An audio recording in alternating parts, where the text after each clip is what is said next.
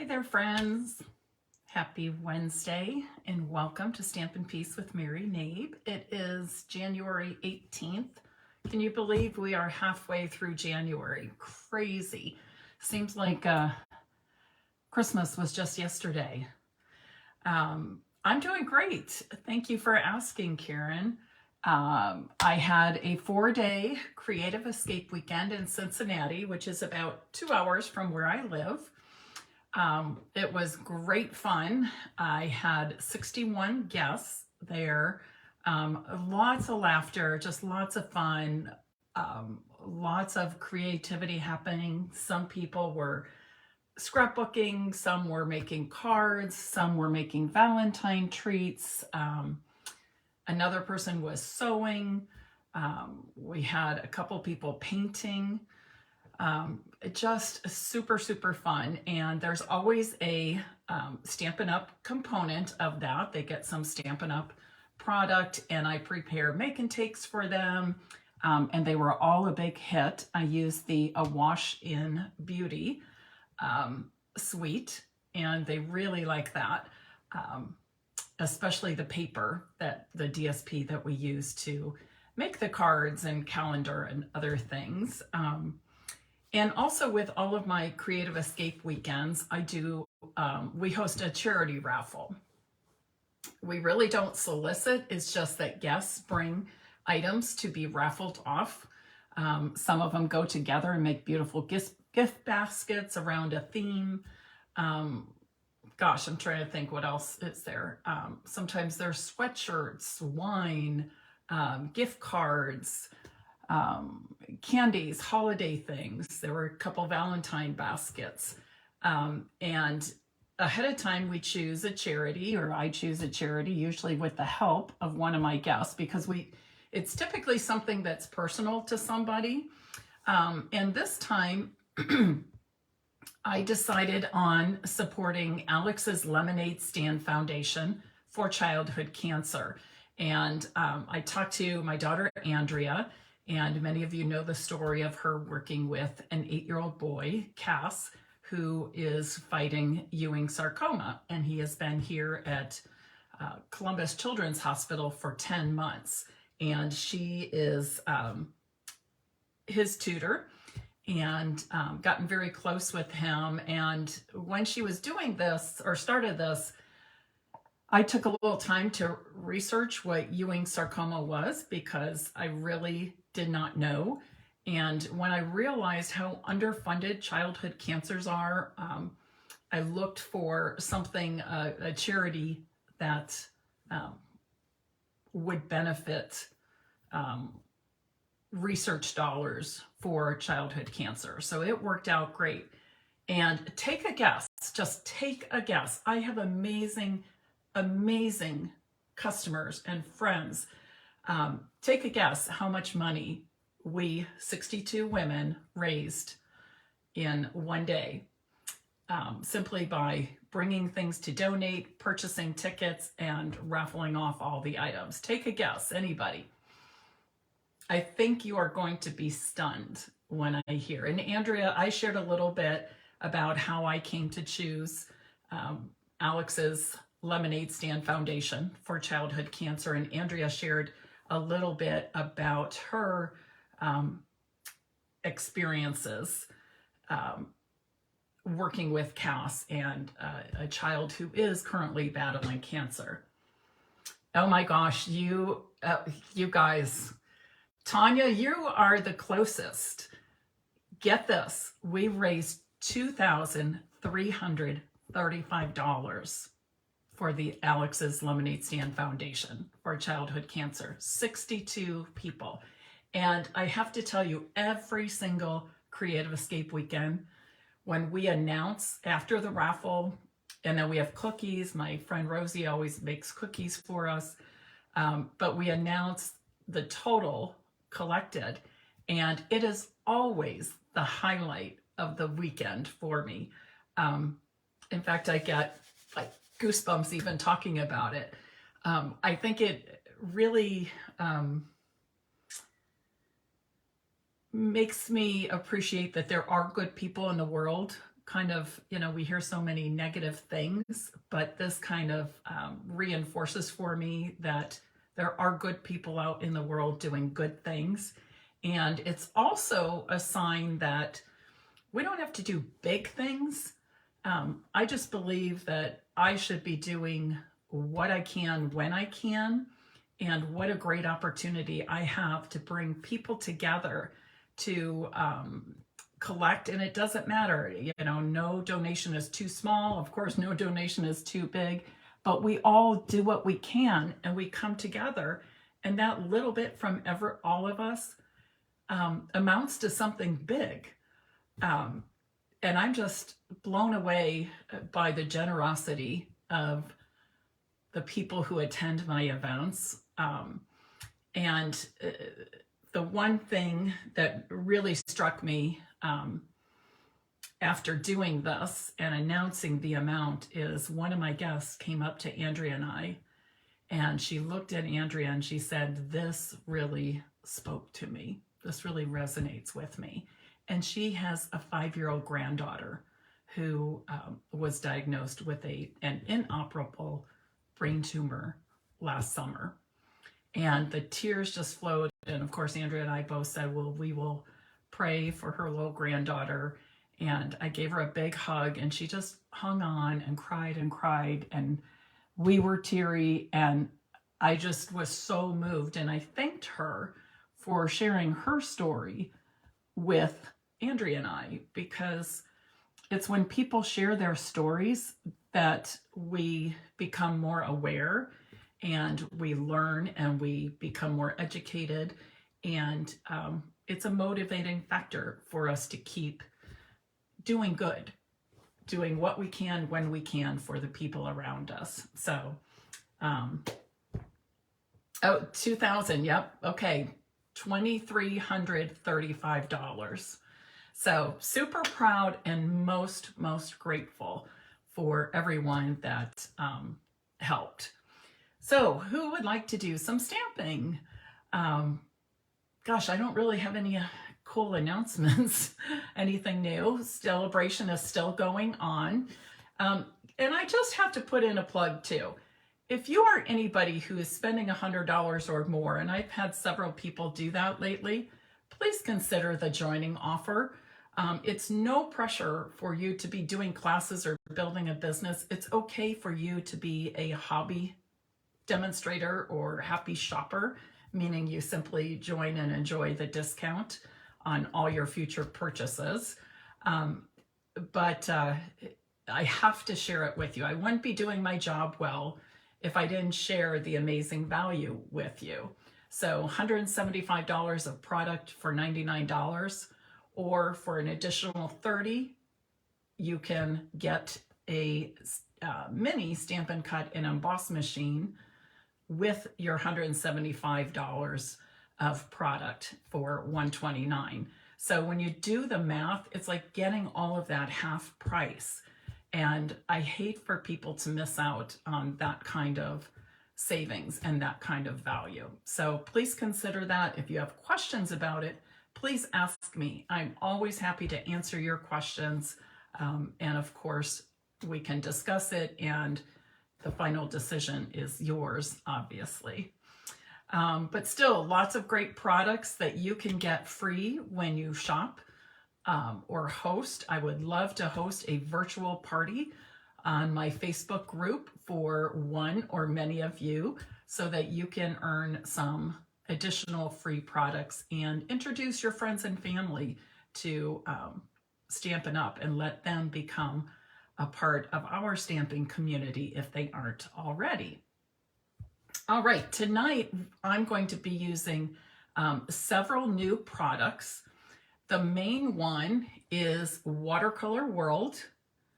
And this is a stamp set that I thought, well, it's kind of interesting, great for masculine cards, but what really am I going to do with it? And I've had some creative block lately. It doesn't happen to me very often. Does that happen to anybody? You get that creative block and you're just kind of stuck. And even on the weekend, and usually at my Creative Escape weekends, I am way too busy to really get much done. because I'm making sure my guests are happy, answering questions, doing business, that sort of thing. But I have had this creative block for probably over a week now, and it's starting to bug me. But then this afternoon, I gave myself a pep talk, and I said, you know what, Mary, this has happened before, not often, but it's happened before, but it always comes back. So if you are one of those people who get stuck, you get that creative block, you feel uninspired, just know that keep on stamping, keep on working through it, because it will come back to you, I promise. Okay, so I'm going to show you 2 ways I use that Watercolor World stamp to make some cute cards that I think you're going to like. I'm going to flip my camera around to my workspace now. While I'm doing that, please share this live video and invite others to join us for tonight's creative demonstration.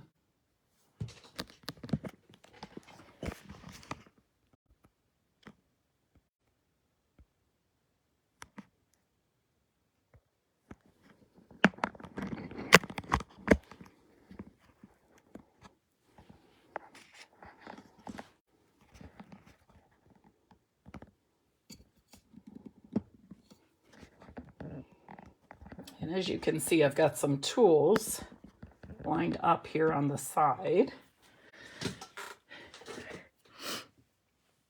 Tonight we're going to actually be focusing on, let me move this down a little bit.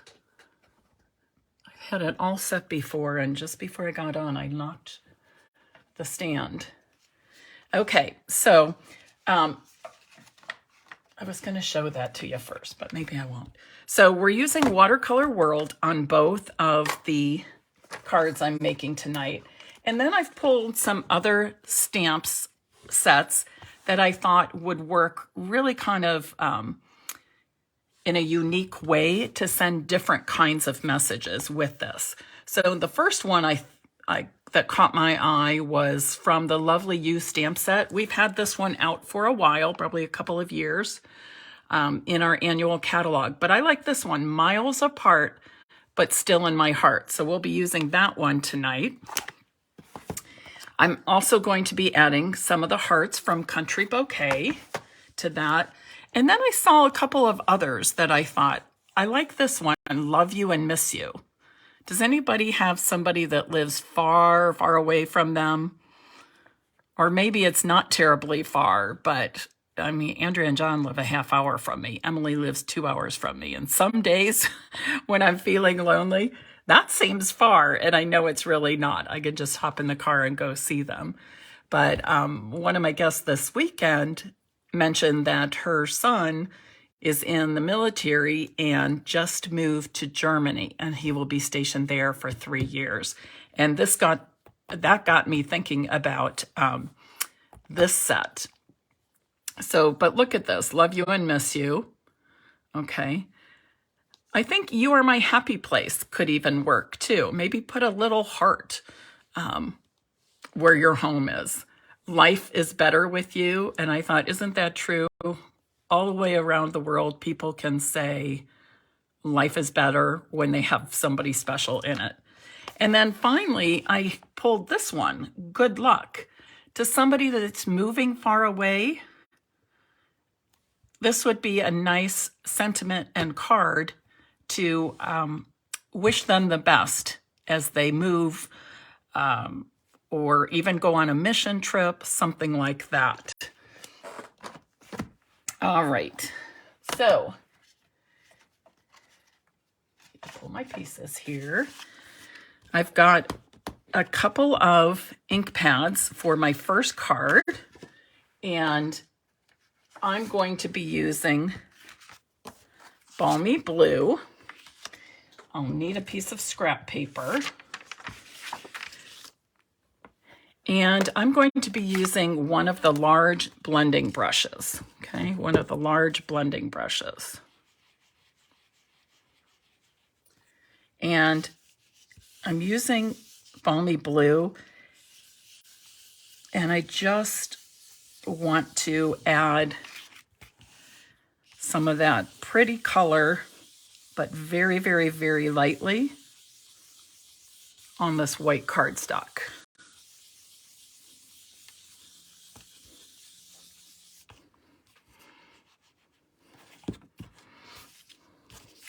Remember, when you're using the blending brushes, after you add the ink to your blending brush, you want to start off on scrap paper and then move that blending brush to your cardstock. That way you don't get any splotch marks or unevenness by setting that brush on the cardstock. Could probably go a little heavier around the outside edges.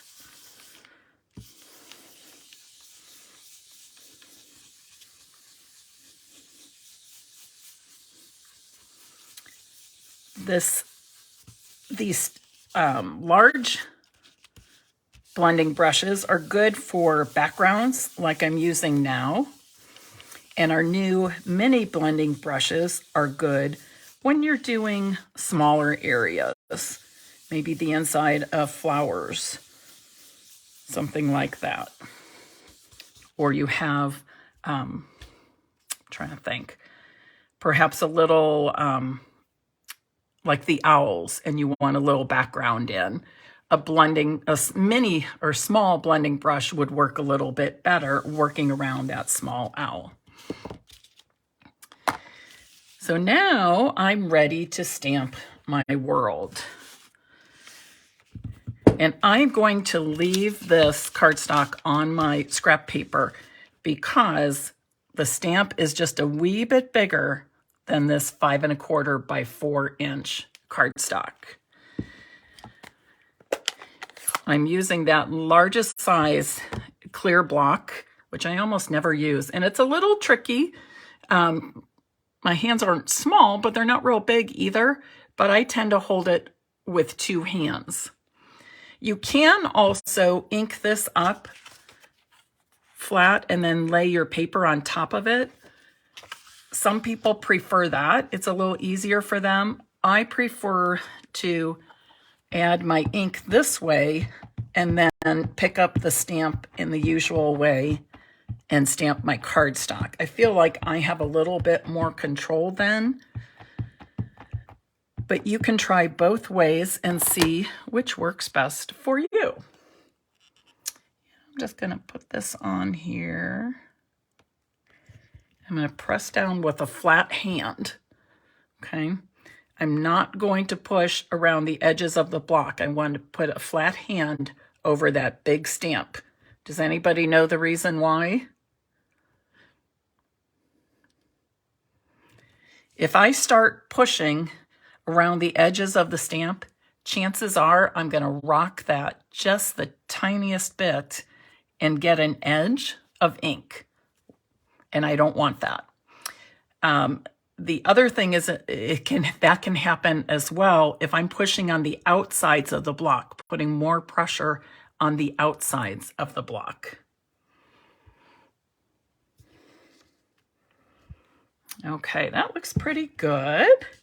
So now let's finish off this card.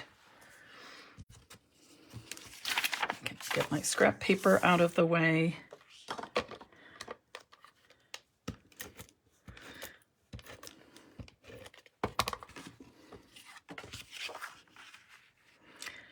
Mary Ellen, let's see. You see your daughter in California twice a year. That's kind of hard. Thank goodness for social media though, right? The internet and texting and email, FaceTime, all that certainly helps. I've cut a 1/2 inch strip of balmy blue. Looks like I cut this a wee bit long. And I'm going to use my multi-purpose glue to add that to the bottom of the card front. And those of you with card making, what better reason to send a card than to somebody you love and miss, right? No matter the circumstances.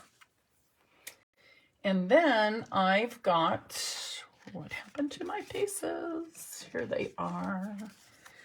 I've got a 1-inch piece of basic white for my sentiment. But before I stamp that, I'm going to add a piece of basic white cardstock to the inside. Now I am going to use Balmy Blue ink to stamp my sentiment. This is miles apart, but still in my heart. And before I actually stamp, I'm going to go ahead and, I've already measured this out. I'm going to go ahead and punch each end of my banner. This is called the Happy Labels punch. Happy Labels punch. On one end, oops, I meant to do the ticket side. On one, you get the scallop edge. But I'm going to change that now because I really wanted the ticket edge. There we go. That ticket edge made me think more like world travel, things like that. So I want to use the ticket end of that punch. So it's called the Happy Labels punch. Happy Labels pick a punch. And I'm stamping my sentiment with Balmy Blue ink.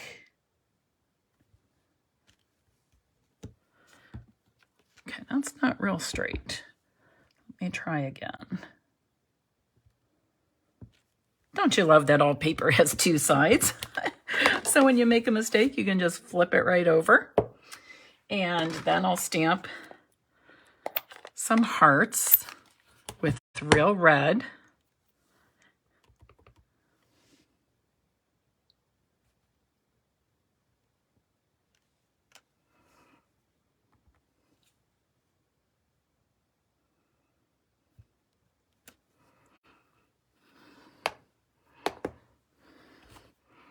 And then I'm ready to add this to my card front. And I will do that with some dimensionals, of course. So here's just a really simple card that you can make in minutes.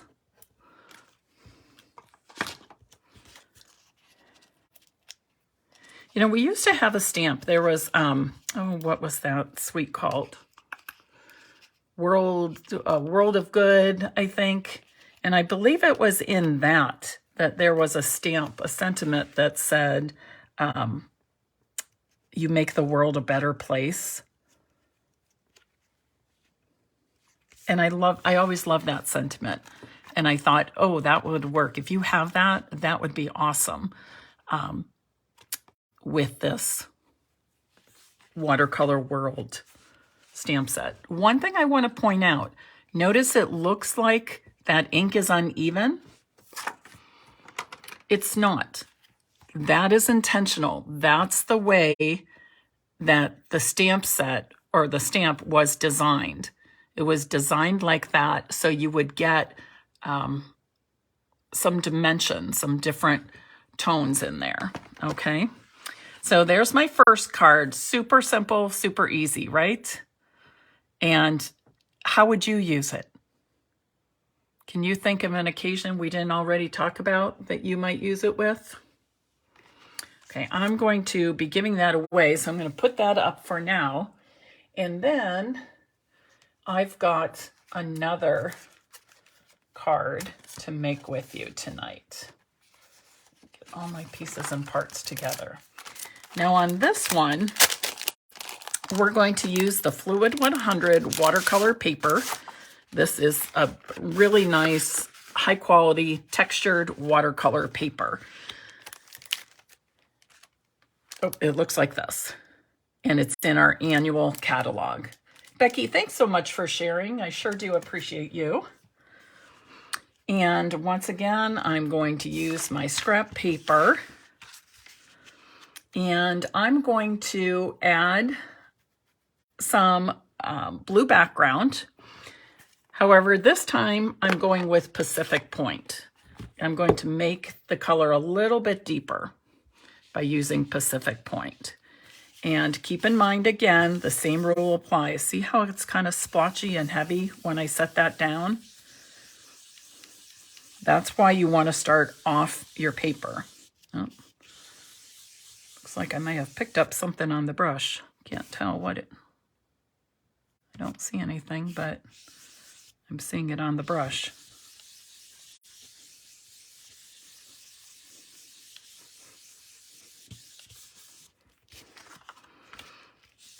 And this piece of watercolor paper, it comes in this size, 5x7. I think that's what it is, 5x7. It's a little bit larger than what I need, but for the sake of demonstration, I'm not cutting that down just yet. I'm actually going to be tearing the paper. Okay, I picked something up there. It's got to be in there, but I can't see anything on it.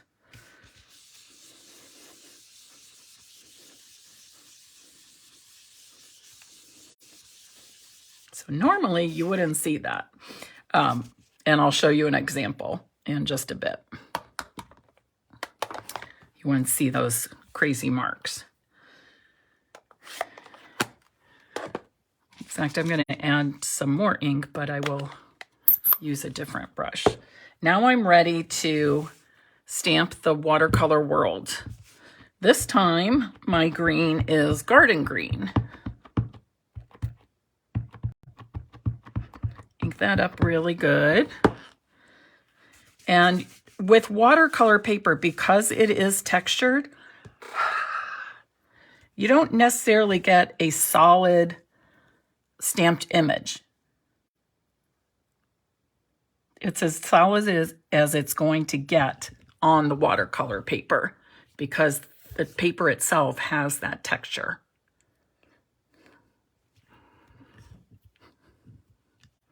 And I'll show you what I mean by that in just a minute. Okay, so here's what I mean. Notice when I stamped it on plain white cardstock, I get a pretty solid image. When I'm stamping this on watercolor paper, I see all that texture of the paper. Okay.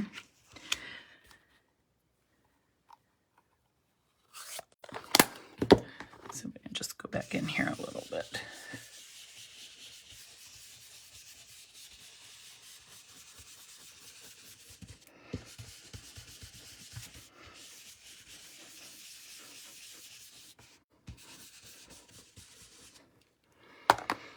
Okay, now I'm going to add some water to this, and I'm going to do it in two different ways.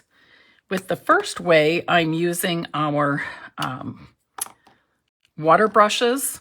I'm just using the two large ones, and especially this one. Now, you can't see this because I'm going to do this over my wastebasket, but I'm going to give this, actually I can do it over a paper towel. I'm just going to give this a little squeeze to get the water flowing, the water dripping into the brush part to make this good and wet, okay?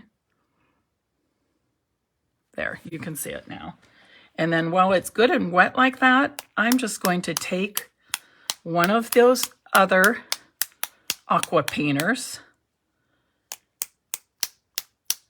and tap it lightly, and we'll get these solid watermarks, okay? Now, I could stop there. You know what? I want a few more. This just adds a different kind of texture when it dries. You can also do this with your Stampin' blends if you want a little splatter of color. You've probably seen me do that before. And then I can let this dry like this if I want, and couple of tips. You can, if you were making a lot of these, I would say make a bunch and just lay them out to dry.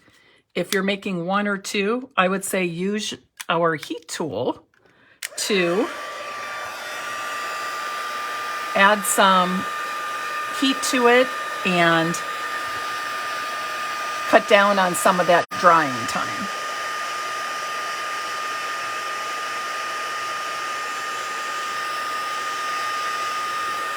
But you get the idea. You can even use your heat tool to move the water around a little bit if you want.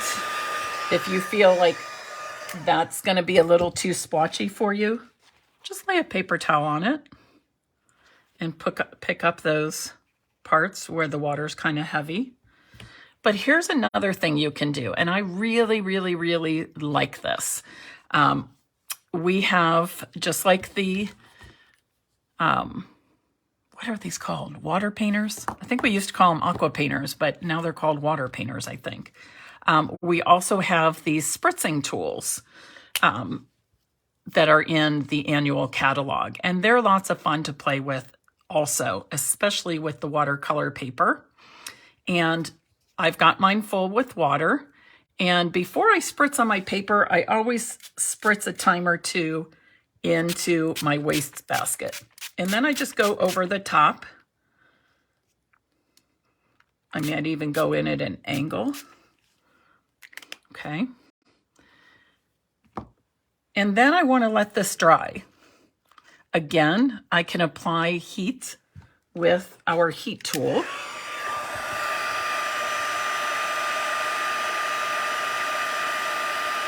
It can take a few minutes, but you get the idea, right?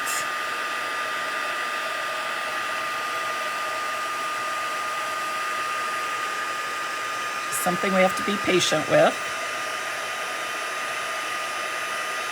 There you can see how the air is moving some of that water and ink around.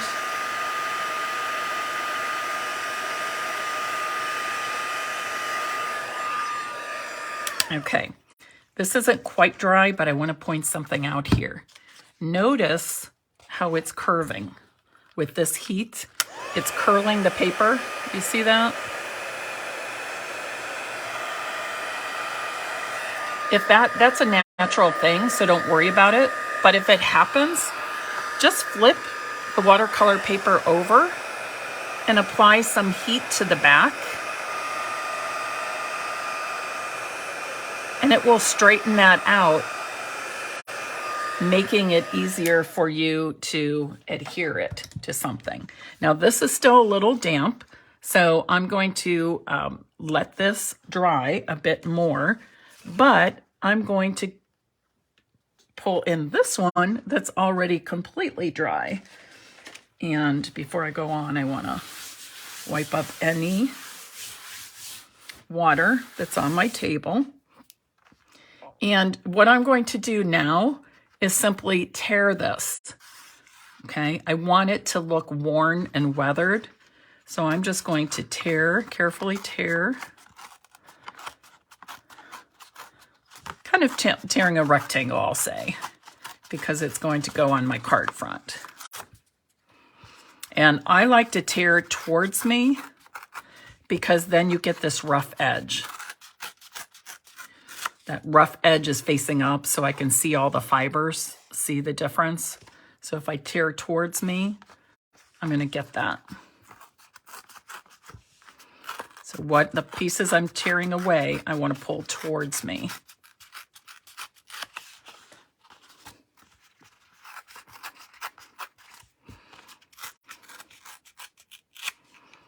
Okay. Now you can leave it white around the edges like this. Or you can go in with your blending brush. You could even do a different color if you want. But I'm just going to go over this a little bit with the blending brush, kind of soften it so it's not that stark white.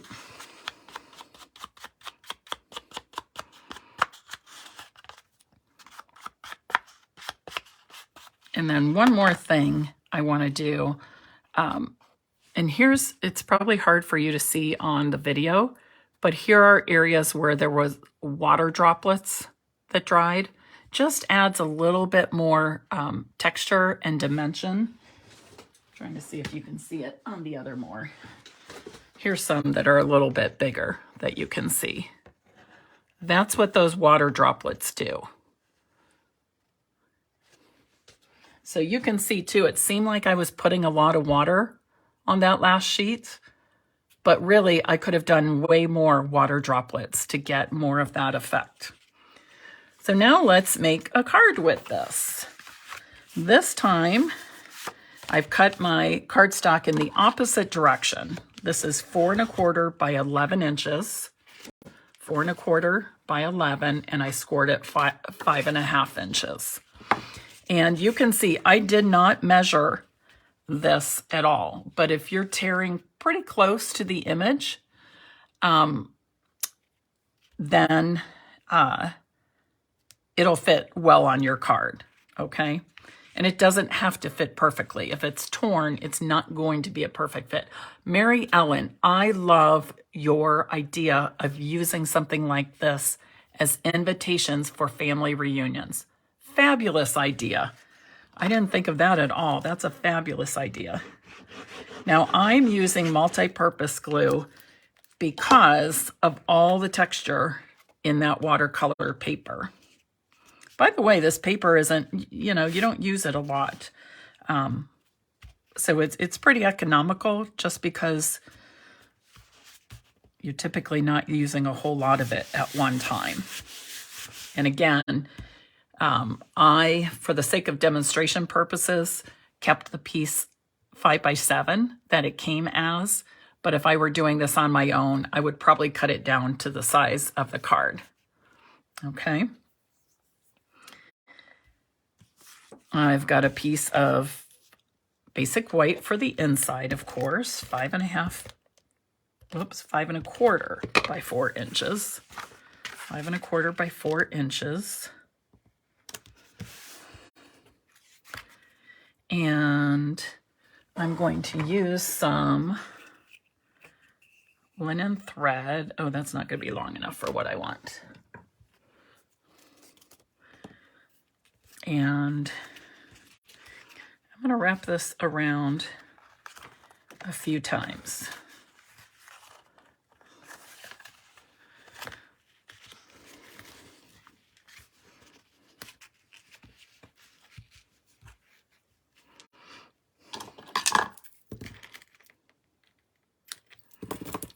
Probably have this linen thread extra long, but that's okay.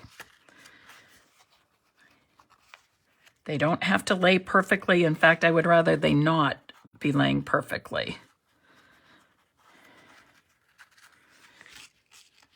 And then I'm going to tie a double knot down here. Just because I want that nice and taut.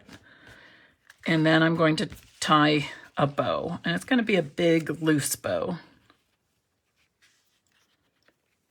I want it all to look kind of weathered. So for me, a big loose bow is going to do that best with kind of some long strands. And I know when you put this in the envelope, those strands will get a little bit smushed, but when when the person receiving it pulls it out, it'll still be a nice, bold kind of chic, shabby chic feature, I'll say. And then, here it is. I'm going to stamp my sentiment on here. And I'm going to use the Love You, Miss You sentiment. Get some of these things out of the way. And I want to stamp this in Garden Green. And I'm stamping it on crumb cake. And I know this piece of crumb cake is way too large, but again, it's for the sake of demonstration. Also notice, here's a tip. When you've got small, very small or narrow stamps, work around the edges of your ink pad. That way you have less chance of getting too much ink on and getting ink around the block. Even when I did those little hearts in the red, I inked up my hearts in the corner of the real red stamp pad. Now I'm going to tear this just like I did for my watercolor paper. And the piece I'm tearing away, I'm pulling towards me because I want that rough edge showing.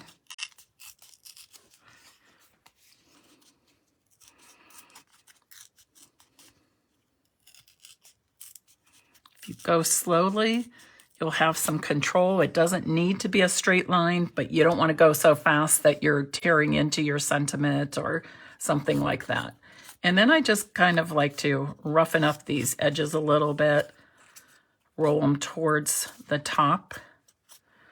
And then I'm going to add this sentiment to my card front.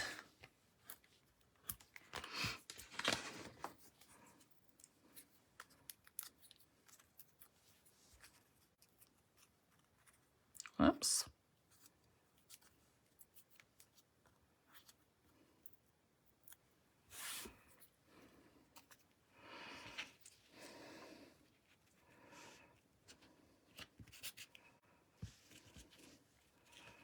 And look at how cool that looks.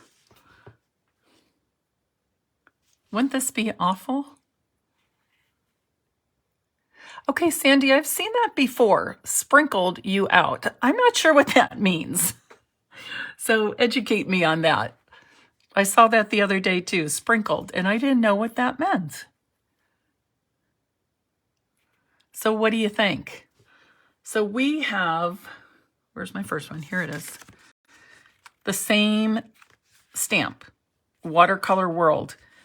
And we have two completely different looking cards. One is very nice, neat, well-defined image. And the other is more of that shabby chic, weathered look, watercolor splotching in there, but just a totally different look. But I love them both. What are your thoughts? What are your thoughts?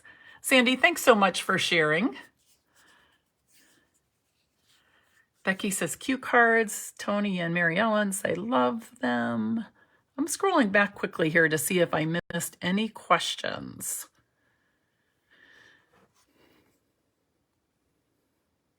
Gian, I agree. This is a very, very unique stamp set.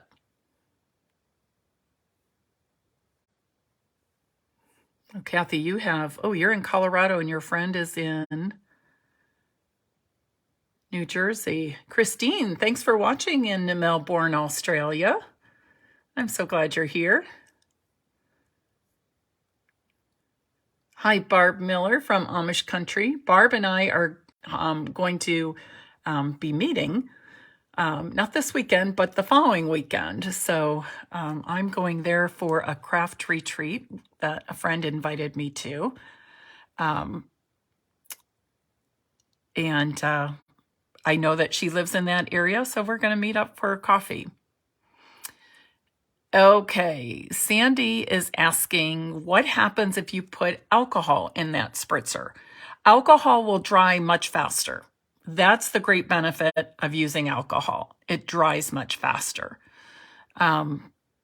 Because of that drying faster, I don't know if you would have to work more quickly putting the liquid on there so that you get some of that watercolor effect before it dries too much.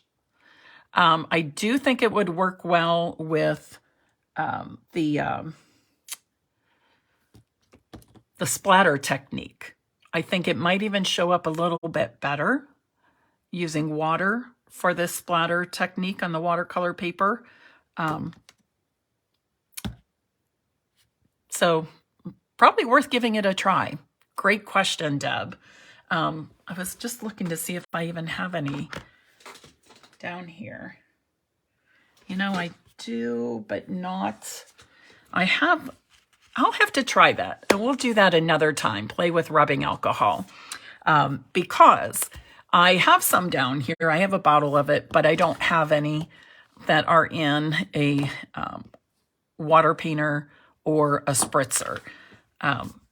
But I have a really cool technique painting with on cardstock with rubbing alcohol. Very, very cool. I'll have to pick a cool stamp set to show you that technique with.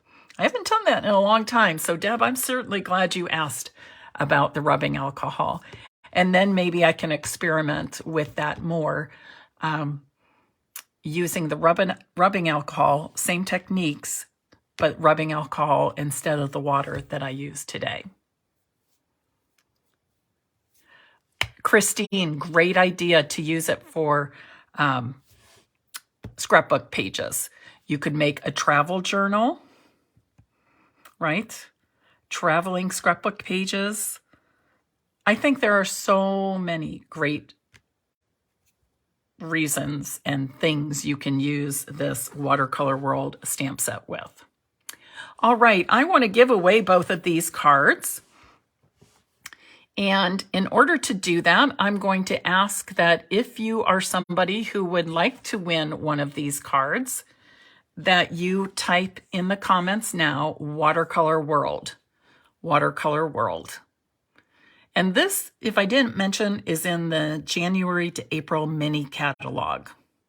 January to April mini catalog, Watercolor World.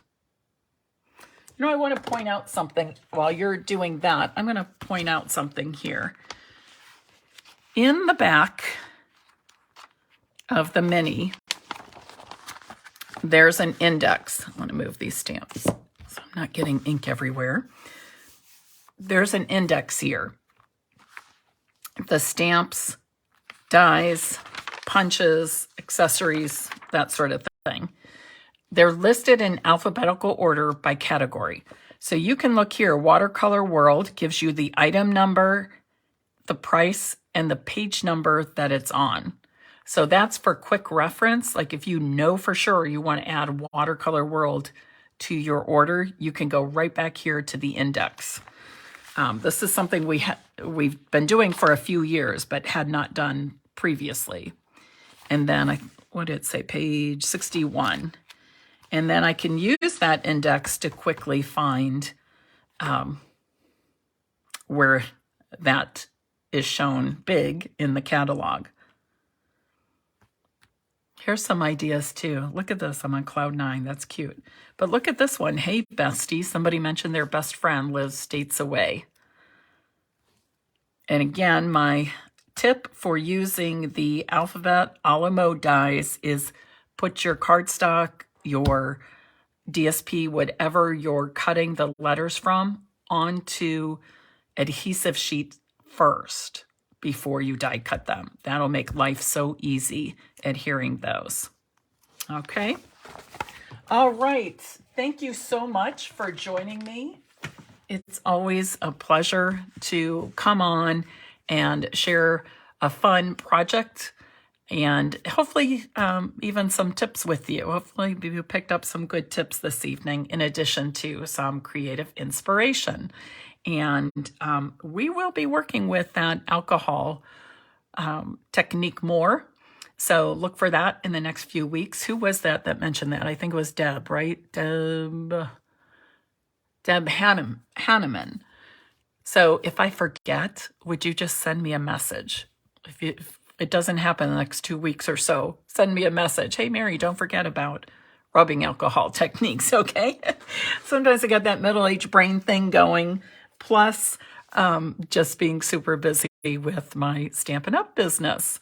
And hey, don't forget to check out my new blog. It's not finished, but the main part of it, which is the blogging section, is up and running. It looks awesome. Still, I'm having trouble connecting my the person working on my logo is a new mom, and the baby was sick, then she was very sick, and then I couldn't get together last week because of being busy with my Creative Escape weekend. So the logo is basically, long story short, the logo is not done. You may see my old logo up there, but it'll look completely different to you once you get to that page. So go to stampinpiece.com. You do not need to put in www in front, and please do not use the word typepad. If typepad comes up, you're going to the wrong place and you'll be disappointed. Okay, so stampinpiece.com, keeping it real simple, stampinpiece.com. And while you're there, I would love it if you would subscribe to the blog and or my newsletter. The blog is probably the #1 place to get information about everything that happens in my Stampin' Piece studio, from classes to go to replays of my Facebook Lives, promotions, you name it, it's there. Second to that would be the newsletter. But if you subscribe to the blog or check out the blog every couple of days or every day, you will not miss anything. Alrighty? Have a great evening. Thanks for spending part of your Wednesday with me. And I look forward to seeing you again this Friday afternoon at 2 p.m.